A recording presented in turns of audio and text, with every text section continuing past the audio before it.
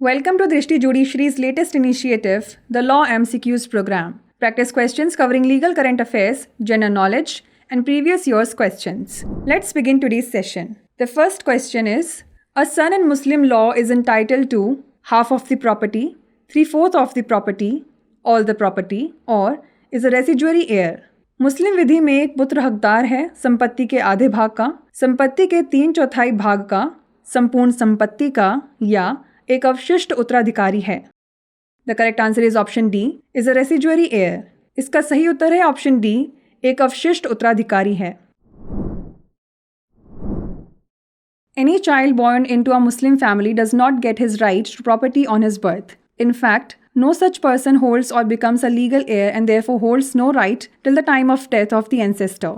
Muslim law does not have any kind of inheritance law. मुस्लिम परिवार में जन्म लेने वाले किसी भी बच्चे को उसके जन्म पर संपत्ति का अधिकार नहीं मिलता है. वास्तव में ऐसा कोई भी व्यक्ति विधिक वारिस नहीं बनता है और इसीलिए पूर्वज की मृत्यु के समय तक का उसका कोई अधिकार नहीं रखता है. मुस्लिम विधि में किसी भी प्रकार का उत्तराधिकार कानून नहीं है. Next question is, in which of the following cases the SC upheld the validity of section 9 of the Hindu marriage act? Saroj Rani versus Sudarshan Kumar, T Sarita versus T Venkata Subbaiah, Munshi Bazlur versus Shamsunnessa Begum और none of the above.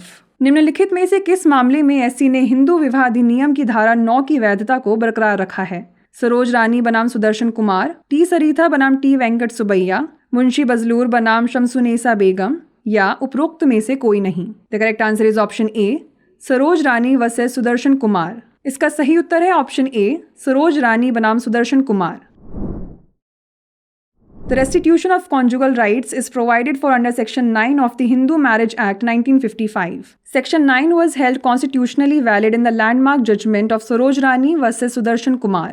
In this case, the Honorable Supreme Court held that the provision is aimed to save the breakdown of marriage. Hindu विवाह अधिनियम 1955 की धारा 9 के तहत वैवाहिक अधिकारों की बहाली प्रदान की गई है. सरोज रानी बनाम सुदर्शन कुमार के ऐतिहासिक फैसले में धारा 9 को संवैधानिक रूप से वैध ठहराया गया था. इस मामले में माननीय उच्चतम न्यायालय ने माना कि इस प्रावधान का उद्देश्य विवाह को टूटने से बचाना है. Next question is, which of the following amendments gave constitutional status to national commission for backward classes in India? 100th constitutional amendment, 101st constitutional amendment, 102nd constitutional amendment और 103rd कॉन्स्टिट्यूशनल अमेंडमेंट. निम्नलिखित में से किस संवैधानिक संशोधन ने भारत में राष्ट्रीय पिछड़ा वर्ग आयोग को संवैधानिक दर्जा प्रदान किया है? 100वां संवैधानिक संशोधन, 101वां संवैधानिक संशोधन, 102वां संवैधानिक संशोधन या 103वां संवैधानिक संशोधन? The correct answer is option C, 102nd constitutional amendment. इसका सही उत्तर है ऑप्शन सी, 102वां संवैधानिक संशोधन. The 102nd Constitutional Amendment gave a constitutional status to National Commission for Backward Classes in India. The amendment has inserted Article 338B in the Indian Constitution. The amendment has also inserted Article 342A in the Indian Constitution, which gives the President an exclusive power to identify backward classes in states and union territories. 102वें संवैधानिक संशोधन ने भारत में राष्ट्रीय पिछड़ा वर्ग आयोग को संवैधानिक दर्जा प्रदान किया है. उक्त संशोधन ने भारतीय संविधान में अनुच्छेद 338B जोड़ा है. संशोधन ने भारतीय संविधान में अनुच्छेद 342A भी शामिल किया है, जो राष्ट्रपति को राज्यों तथा केंद्र शासित प्रदेशों में पिछड़े वर्गों की पहचान करने की विशेष शक्ति प्रदान करता है. Next question is, who is the current chairperson of the national commission for women? Miss Rekha Sharma, Miss Swati Maliwal, Smriti Irani या Lalitha Kumar Mangalam? The correct answer is option A, Miss Rekha Sharma. इसका सही उत्तर है option A, Rekha Sharma. Ms. Rekha Sharma assumed the charge of Chairperson National Commission for Women on August 7, 2018. The National Commission for Women was set up as statutory body in January 1992 under the National Commission for Women Act 1990. The first commission was constituted on 31st January 1992 with Mrs. Jayanti Patnaik as the chairperson. 7 अगस्त 2018 को राष्ट्रीय महिला आयोग के अध्यक्ष के रूप में रेखा शर्मा ने पदभार ग्रहण किया. राष्ट्रीय महिला आयोग की स्थापना जनवरी 1992 में राष्ट्रीय महिला आयोग अधिनियम 1990 के तहत वैधानिक निकाय के रूप में की गई थी.